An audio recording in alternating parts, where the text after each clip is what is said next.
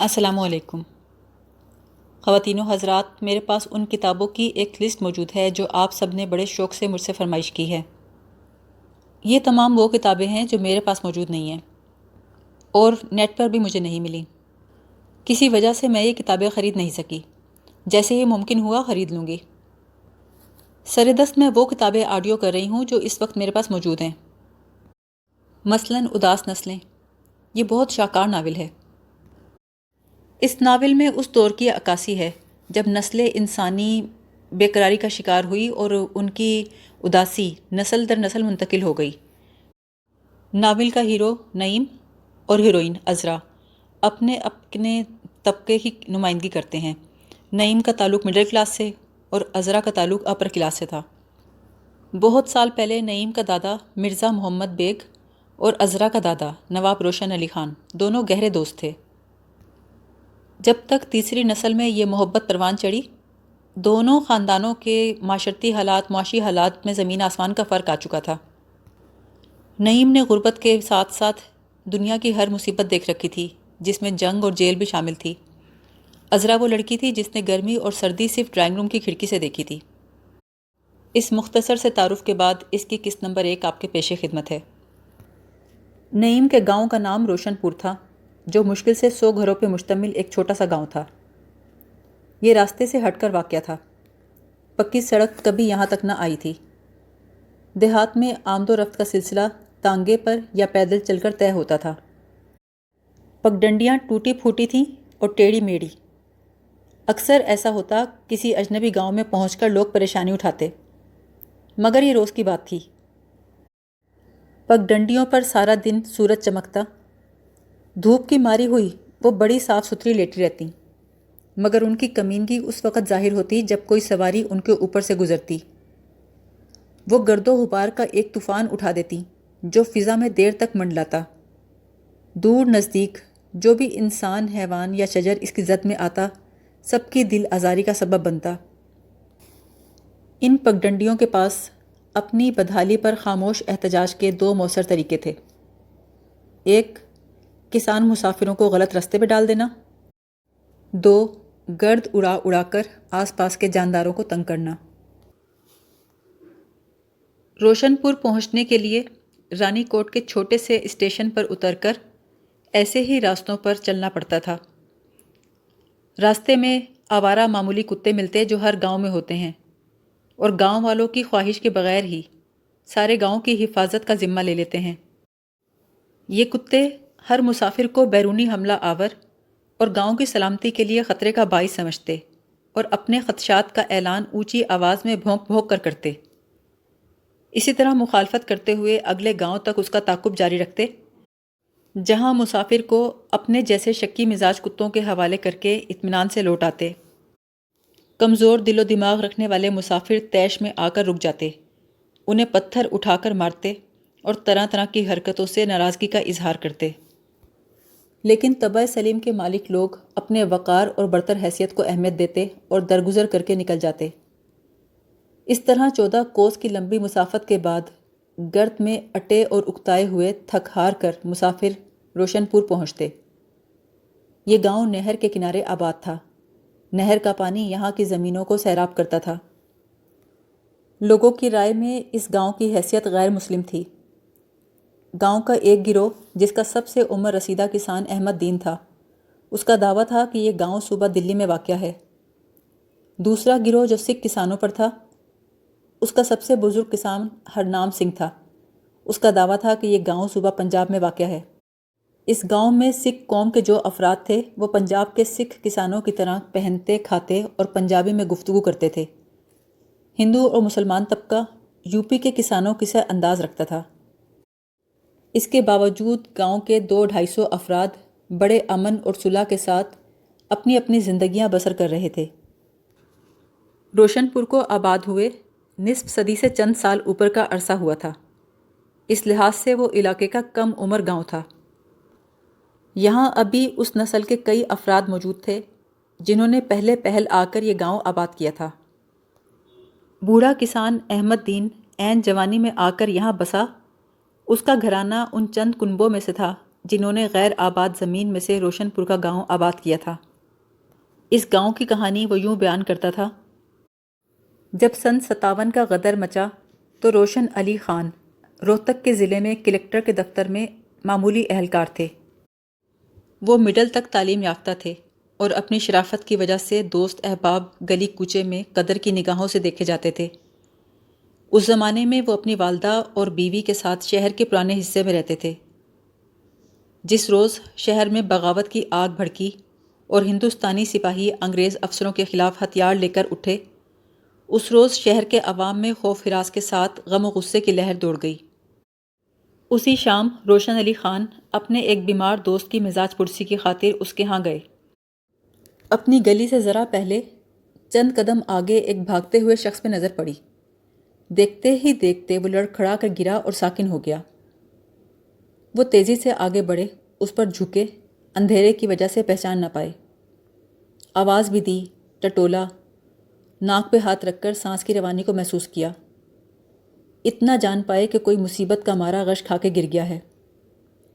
بغیر سوچے سمجھے اٹھا کر کندھے پہ لادا اور چل پڑے۔ ایک جگہ کندھا بدلنے کو رکے تو کوئی سخت شے محسوس ہوئی۔ ٹٹول کر دیکھا تو اس شخص کی کمر کے ساتھ ایک بندھا ہوا تپنچہ یعنی پستول تھا۔ ساتھ ہی ان کا ہاتھ خون سے لتھڑ گیا۔ وہ شخص زخمی بھی تھا۔ اب روشن علی خان کا ماتھا ٹھنکا، لیکن وہ اسے اٹھائے ہوئے چلتے رہے۔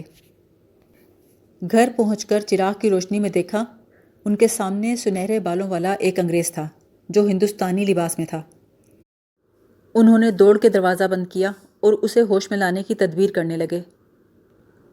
اس کی ٹانگ پہ زخم تھا جو تیز دھار آلے سے لگا تھا۔ اس پر پٹی باندھی، پھر اپنی ماں کو بلایا۔ روشن علی خان کا والد چھوٹا موٹا حکیم تھا، اس واسطے سے اس کی ماں کو حکمت میں کسی حد تک عمل دخل تھا۔ بہرحال اس سفید فام مریض کے سلسلے میں ان لوگوں سے جو ہو سکا وہ انہوں نے کیا۔ یکایک گلی میں شور اٹھا۔ پھر روشن علی خان کے گھر کا دروازہ دھڑا دھڑ کوٹا جانے لگا۔ بہت سے ہندوستانی سپاہی ننگی تلواریں لیے کھڑے تھے۔ دروازہ کھٹکھٹانے سے جواب نہ ملا تو دروازہ توڑنے کا فیصلہ کیا۔ پہلے تو محلے کے لوگ گھروں میں دبکے بیٹھے رہے کہ نہ جانے کس کی موت آئی ہے۔ پھر جب بات کھلی کہ اس غیظ و غضب کا رخ روشن علی خان کے گھر کی جانب ہے، تو چند سربراہ دبکے دبکائے نکلے اور کسی نہ کسی طور ان کے دروازے تک پہنچے۔ محلے والوں کو بتایا گیا کہ کرنل جانسن چھاؤنی کے کمانڈنگ افسر بھیس بدل کر گھیرے میں سے بچ نکلے اور دلی پہنچنا چاہتے ہیں۔ رستے میں چند سپاہیوں سے ان کی مٹ بھیڑ بھی ہوئی۔ ان میں سے 3 کو موت کی نیند سلا کر اور خود تلوار کا زخم کھا کر بھاگ نکلے۔ اب ان کے خون کی لکیر اس دروازے میں داخل ہوتی ہے۔ انہیں ہمارے حوالے کیا جائے، ورنہ دروازہ توڑ کر گھر کے مکینوں کو موت کے گھاٹ اتار دیا جائے گا۔ محلے کے سربراہ خود بھی خوفزدہ تھے۔ انہوں نے باغیوں کے غصے کو ٹھنڈا کیا اور کسی نہ کسی طور مکان میں داخل ہوئے۔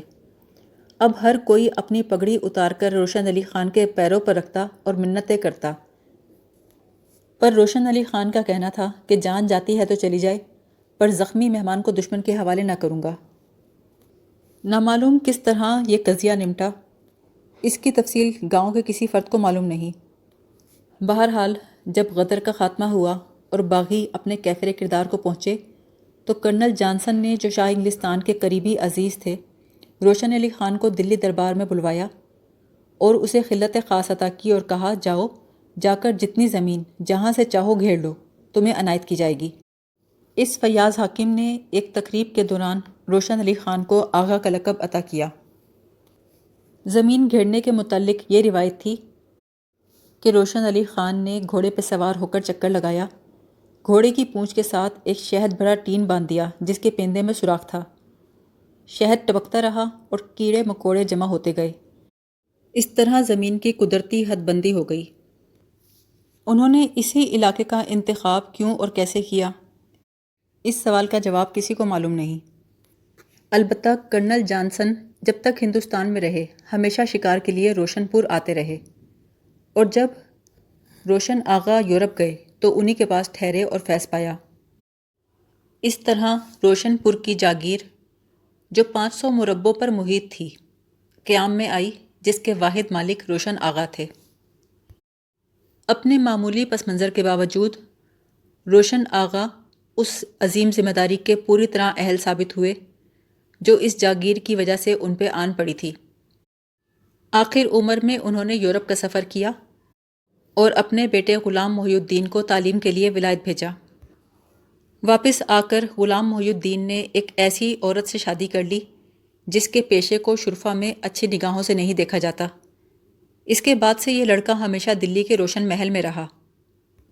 روشن محل وہ عالی شان مکان تھا جو روشن آغا نے رہائش کی خاطر دلی میں تعمیر کرایا تھا۔ خود روشن آغا ہمیشہ گاؤں کے وسط میں بڑی سی پکی حویلی میں رہے۔ حویلی کے گرد 50-50 گز تک خالی جگہ پڑی تھی جہاں کسی وقت خوبصورت باغیچہ ہوگا، اب محض خشک پودے اور ٹنڈ منڈ درخت تھے۔ حویلی مدت سے خالی پڑی تھی۔ زندگی کے آخری برسوں میں روشن آغا نے اپنے بیٹے غلام محی الدین کو معاف کر دیا تھا۔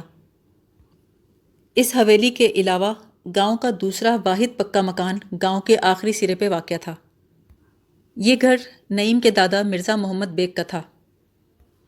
کہا جاتا تھا مرزا محمد بیگ اور روشن علی خان دونوں کا گمنامی کے زمانے سے گہرا یارانہ تھا۔ ملازمت کے دوران دونوں ایک ہی جگہ کام کرتے تھے اور رہتے سہتے تھے۔ جب خدا نے اپنی بے نیازی میں روشن علی خان کو نیک نامی اور جاہ و حشمت سے نوازا تو وہ اپنے دوست کو نہ بھولے اور ملازمت چھڑوا کر اپنے ہمراہ لے آئے۔ محمد بیگ کا خالص مغلوں کا خاندان تھا۔ قدرت نے اس گھرانے کو وہ خوبصورتی عطا کی تھی جو خالص نسلوں میں پائی جاتی ہے۔ بعض لوگوں کا کہنا تھا کہ روشن علی دراصل محمد بیگ کی بیوی کے بے مثال حسن و جمال کے مداح تھے۔ یہی عقیدت تھی جس نے انہیں مجبور کیا کہ اپنی ملکیت میں سے 50 مربع اپنے عزیز دوست کو تحفے میں دے دیں اور بلکہ اپنی جیب سے گاؤں میں پکا مکان بنوا کر دیں۔ افواہ یہ بھی تھی کہ محمد بیگ کا بڑا بیٹا نیاز بیگ روشن علی خان کے واسطے سے تھا، لیکن افواہوں کا کیا کہنا، کہنے والے تو یہ بھی کہتے تھے کہ خود نواب روشن علی خان کی اکلوتی اولاد اس فیاض اور عالی نسب انگریز کرنل جانسن کی بدولت تھی جو زخمی ہو کر چند دن ان کے ہاں مہمان رہا تھا۔ جتنا عرصہ محمد بیگ زندہ رہے بڑی خوشحالی کی زندگی بسر کرتے رہے اور دونوں کنبوں کی آپس میں محبت بڑھتی گئی۔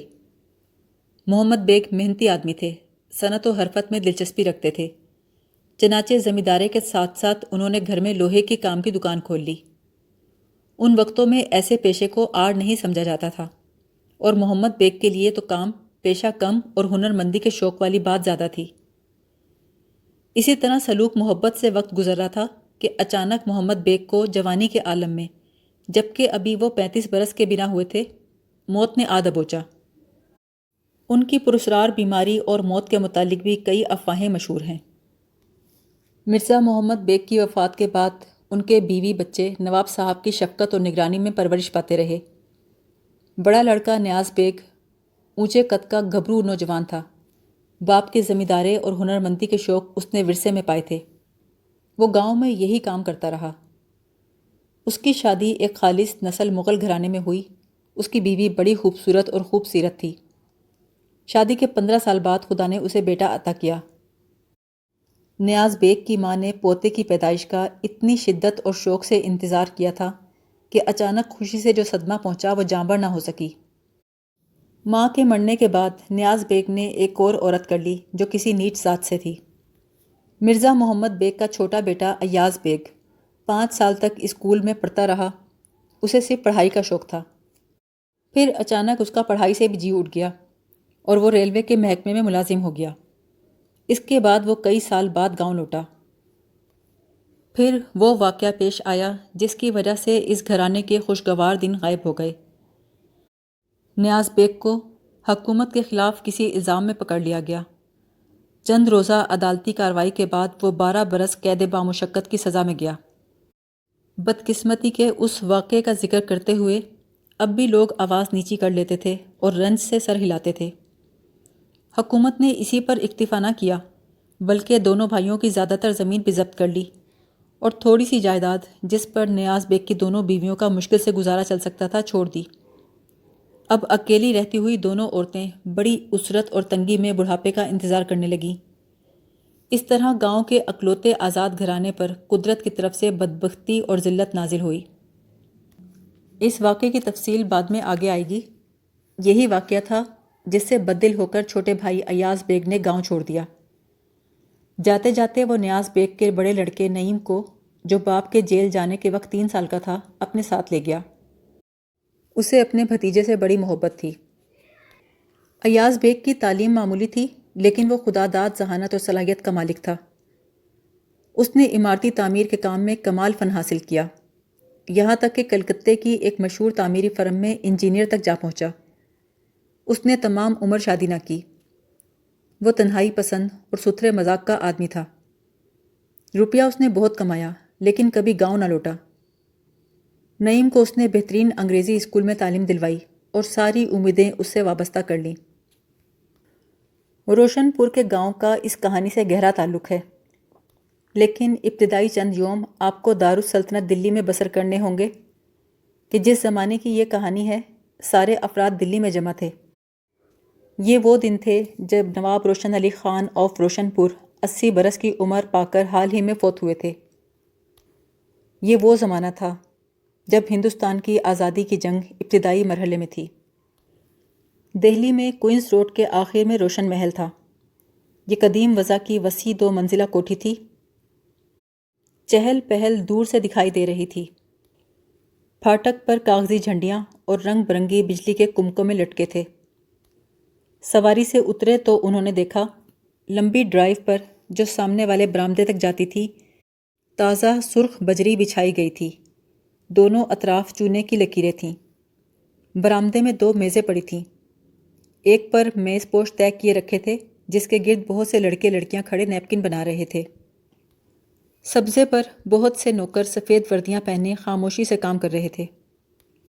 مرزا محمد بیگ کا چھوٹا بیٹا ایاز بیگ اور پوتا نعیم جب برآمدے میں چڑھے تو سامنے سے بھوری آنکھوں والی ایک نو عمر لڑکی اونچی آواز میں بولی، چچا، تسلیم، بابا بیٹھے ہیں، آپ چلیے اندر، ہم لوگ نیپکن بنا رہے ہیں ابھی تو۔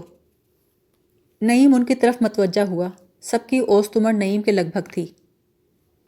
دیکھو عذرا، پرویز الٹی طرف سے بنا رہا ہے اور کہتا ہے کہ یہی سیدھا ہے، ایک لڑکی نے دوسری سے جو ریشمی لباس میں ملبوس تھی کہا۔ بھوری آنکھوں والی لڑکی نے سب سے لمبے اور بڑی عمر کے لڑکے کا نیپکن کھول دیا۔ غلط، بالکل غلط، دیکھو بھائی سب لوگوں، پرویز یوں بناتا ہے۔ اس نے رومال کو بے ترتیبی سے گول مول لپیٹ دیا، جسے سب دیکھ کر ہنسنے لگے۔ اس کے بھورے بال ہوا میں اڑ رہے تھے، گردن کی سفید جلد دکھائی دے رہی تھی۔ پرویز نامی لڑکا سب کا منہ تکتا رہا، پھر جھیم گیا۔ میں کوئی لڑکی تھوڑا ہوں، یہ تو لڑکیوں کا کام ہے، یا بیروں کا۔ اپنے آپ کو اجنبی فضا میں پا کر نعیم کا دل دھڑکنے لگا، مگر جی کھول کر ہنستے ہوئے لوگوں کو دیکھ کر بے تکلفی، سادگی اور برابری کا جو احساس ہوتا ہے، اس کی وجہ سے اس کا جی چاہا وہ بھی جا کر ان میں شامل ہو جائے۔ لیکن وہ ایاز بیگ کے پیچھے پیچھے اندر داخل ہو گیا۔ کمرہ نشست میں داخل ہو کر جس پر سب سے پہلے نعیم کی نظر پڑی وہ گھر کا مالک تھا، نواب غلام محی الدین۔ وہ ایک کونے میں بڑی سی میز پر بیٹھے کچھ لکھ رہے تھے۔ آئیے آئیے، میں اتنی جلدی آپ کا متوقع نہیں تھا، کب آئے؟ وہ بیٹھے بیٹھے ہاتھ بڑھا کر بولے۔ آج صبح۔ ایاز بیگ نے بہت جھک کر مصافحہ کیا۔ اپنے چچا کو اتنی انکساری کے ساتھ کسی سے ملتے ہوئے نعیم نے پہلے نہیں دیکھا تھا۔ نواب صاحب کے چہرے پہ سب سے نمایاں شے ان کی ناک تھی، اونچی نوکدار ناک۔ ایاز بیگ بولے، افسوس ہے روشن آغا کی وفات پر حاضری نہ ہو سکا، ملازمت کا سلسلہ ہے۔ آپ تو بڑے فرشناس افسر ہیں۔ ٹھیک ہے، کام وام کرتا ہی آدمی اچھا لگتا ہے، ہماری بھی کوئی زندگی ہے۔ انہوں نے اس شرارت بھری معصوم مسکراہٹ سے کہا جو پرانے خاندانی لوگوں کا حصہ ہوتی ہے۔ ایاز بیگ خوش دلی سے بولے، بجا فرمایا، بجا فرمایا۔ نعیم نے اپنے چچا کی تقلید میں بہت جھک کے مصافحہ کیا۔ نواب صاحب اسے غور سے دیکھتے ہوئے بولے، یہ صاحبزادے؟ بھتیجا ہے میرا۔ ان کے چہرے پہ سنجیدگی پیدا ہو گئی۔ میں دیکھ رہا تھا، ان کی شکل نیاز بیگ سے بہت ملتی ہے، خوبصورت آدمی تھا۔ واپس آ گیا ہے؟ جی ہاں۔ کئے سال بعد؟ 12۔ اوہ، پڑھتا ہے؟ ایاز بیگ نے بتایا۔ جی ہاں، کلکتے میں، اس سال سینئر کیمبرج کیا ہے۔ آپ نیاز بیگ سے ملے؟ نہیں۔ ملیں گے؟ نہیں۔ دونوں کچھ دیر خاموش رہے، پھر ایاز بیگ نے موضوع تبدیل کرتے ہوئے کہا، آج تو کافی رونق ہوگی۔ نواب صاحب کی سنجیدگی دور ہو گئی۔ انہوں نے ایاز بیگ کے کندھے پہ ہاتھ رکھا اور بولے، امید تو ہے، چیف کمشنر آئیں گے، گوکھلے بھی شہر میں ہیں، شاید آ جائیں۔ اینی بیسنٹ بھی آ رہی ہیں، ذرا تیار رہیے گا۔ آپ بھی بڑے زوردار تھیوسوفسٹ ہیں۔ ایاز بیگ، بوڑھے ہو گئے ہو۔ ایاز بیگ نے مسکرا کر کہا، وقت سب کو بوڑھا کر دیتا ہے۔ نعیم بہت بے چین بیٹھا تھا۔ اپنے باپ کا ذکر اس نے بہت کم سنا تھا۔ یہ منظر جو اس نے آج دیکھا بالکل نیا تھا۔ نواب صاحب 40 کے لگ بھگ اور بہت صحت مند تھے۔ معمولی ناک نقشے کے باوجود ان کے چہرے پر وہ نرمی اور خوش شکلی تھی جو پر آسائش زندگی کا پتہ دیتی ہے۔ ان کا کمرہ بڑے کرینے سے سجا ہوا تھا۔ عین پیچھے ایک بھس بھرا شیر کھڑا تھا جو بالکل زندہ دکھائی دیتا تھا۔ چاروں کونوں میں اونچے اونچے فرشی لیمپ تھے، کھڑکیوں پر بھاری پردے اور فرش پر دبیز بے آواز قالین۔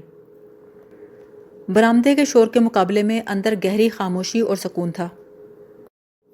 پھر ان کا میزبان اٹھا اور تھوڑی دیر تک لان پر ملنے کا وعدہ کر کے اندر کے کمروں کی طرف چلا گیا۔ باہر آ کر نعیم نے دیکھا کہ نیپکن ساری میزوں پر رکھے تھے اور سفید وردی والے بیرے آخری انتظام میں مصروف تھے۔ پھاٹک کے بغل والے لان میں بیٹھنے کا انتظام تھا۔ ایاز بیگ نے کرسی گھسیٹی اور کیمرہ نکال کر تصویریں لینے کے لیے اسے تیار کرنے لگے۔ نعیم ادھر ادھر پھرنے لگا۔ اس وقت اندر سے وہی لڑکے لڑکیاں باتیں کرتے نکلے۔ لمبے لڑکے نے ایاز بیگ کو سلام کیا، پھر نعیم کی طرف آیا۔ آپ کلکتے سے آئے ہیں نا؟ میں پرویز ہوں، یہ ہمارا گھر ہے۔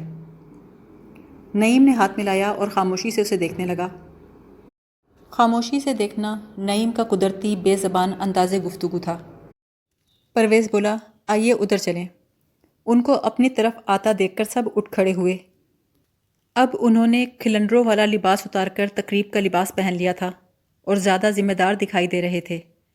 پرویز نے کہا، یہ کلکتے سے آئے ہیں اور یہ میری بہن عذرا ہے، یہ سب ہمارے بہن بھائی ہیں۔ نعیم گھبراہٹ میں اپنی لمبی سرخ ٹوپی اور پھندنے پہ ہاتھ پھیرتا رہا۔ سب اپنی اپنی جگہ بیٹھ گئے۔ آپ سے مل کے خوشی ہوئی، بیٹھیے۔ آپ بولتے بالکل نہیں، عذرا نے اپنی بھوری آنکھیں نچا کر بے تکلفی سے پوچھا۔ جی نہیں تو؟ آپ نے اپنا نام نہیں بتایا۔ نعیم۔ اوہ، کس قدر خوبصورت نام ہے۔ ان کا کھلنڈرا پن غائب تھا، مگر آنکھوں میں تمسخر کی جھلک دکھائی دے رہی تھی۔ عذرا نے سفید ریشم کی ساڑی باندھ رکھی تھی، وہ ایک دم بڑی اور سمجھدار لگ رہی تھی۔ آپ کو نیپکن بنانا آتا ہے؟ نہیں۔ ہمیں آج پتہ چلا ہم میں سے آدھے لوگوں کو بنانا نہیں آتا۔ وہی پتلا لڑکا بولا، عذرا یہ تو غلط بات ہے۔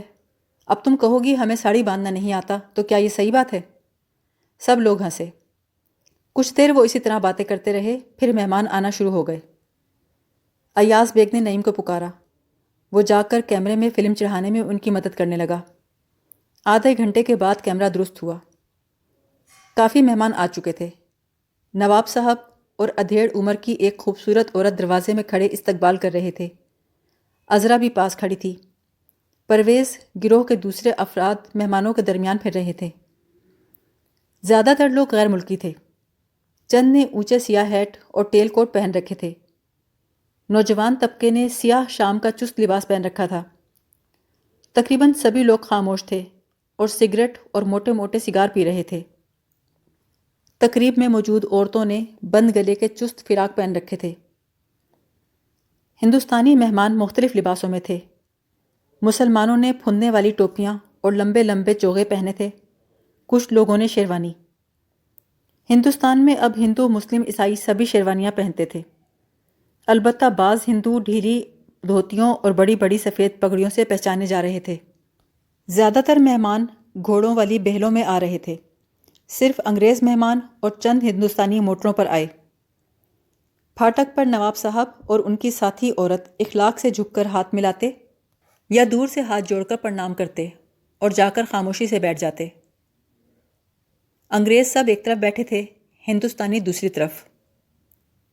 غیر ملکیوں نے اپنی اپنی ٹوپیاں اور سکارف آتے ہی خادموں کے حوالے کر دیے تھے۔ ہندوستانی ٹوپیاں پہنے، چھڑیاں ہاتھوں میں تھامے بیٹھے تھے۔ ایک ہندوستانی زرق برق شیروانی اور پگڑی پہنے موٹر سے اترا، ساتھ ایک نوجوان انگریزی لباس میں تھا۔ نواب صاحب بہت جھک کر ملے۔ کسی نے بتایا مہاراج کمار پرتاپ گڑھ ہیں، غالباً سیکرٹری ہمراہ ہے۔ وہ واحد ہندوستانی تھے جو آ کر انگریزوں میں بیٹھے اور اپنی چھڑی خادم کے حوالے کی۔ پھر گوکھلے آئے، جس پر تمام ہندوستانی اور چند انگریز اٹھ کے کھڑے ہوئے اور جھک جھک کر ملے۔ ایاز بیگ نے جب ان کا نام لیا تو نعیم نے چونک کر دیکھا۔ گوکھلے کا نام اس نے بہت سنا تھا، مگر دیکھنے کا موقع آج پہلی بار ملا تھا۔ انہوں نے پتلون کے اوپر بند گلے کا بڑے بڑے کالر والا ہاف کوٹ پہن رکھا تھا، سر پر ٹوپی تھی، گلے میں مفلر۔ انہوں نے سنہرے فریم کا چشمہ لگا رکھا تھا۔ اکہرے جسم کا یہ آدمی خوبصورت کہلایا جا سکتا تھا، گو کہ بہت کمزور تھا۔ نعیم نے اس سے ہاتھ ملاتے ہوئے عجیب کیفیت محسوس کی۔ پھر ڈاکٹر اینی بیسنٹ آئیں، جن کا نام نعیم نے ایاز کی زبانی بہت دفعہ سنا تھا۔ وہ ہندوستانیوں کے ایک گروپ میں جا کر بیٹھ گئیں۔